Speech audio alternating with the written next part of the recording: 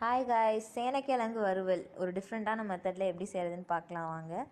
சேனைக்கிழங்கு வந்து நல்லா கழுவி அதை வந்து கொஞ்ச நேரம் வேக வச்சுட்டு டீப் ஃப்ரை பண்ணி வச்சுட்டு எடுத்துக்கணும். அப்புறம் ஒரு மிக்ஸி ஜாரில் கொஞ்சம் பூண்டு, வரமிளகாய், கொஞ்சம் பட்டை, சோம்பு, அப்புறம் உப்பு, கொஞ்சம் கடலை மாவு இதெல்லாம் போட்டு நல்லா அரைச்சி எடுத்துக்கிட்டிங்கன்னா ஒரு பேஸ்ட் கன்சிஸ்டன்சிக்கு வந்துடும். அந்த பேஸ்ட்டு வந்து நீங்கள் டீப் ஃப்ரை பண்ணியிருக்க அந்த கிழங்குல வந்து போட்டு நல்லா மிக்ஸ் பண்ணி எடுத்துக்கோங்க. அப்புறம் ஒரு வானலில் கொஞ்சம் எண்ணெய், உளுந்து வந்து தாளித்ததுக்கப்புறம் கொஞ்சம் கருவேப்பில்லை, நீங்கள் வந்து மிக்ஸ் பண்ணி வச்ச சேனைக்கிழங்கை போட்டு ஒரு 5 மினிட்ஸ் ஃப்ரை பண்ணி எடுத்திங்கன்னா உங்கள் சேனைக்கிழங்கு ஃப்ரை ரெடி.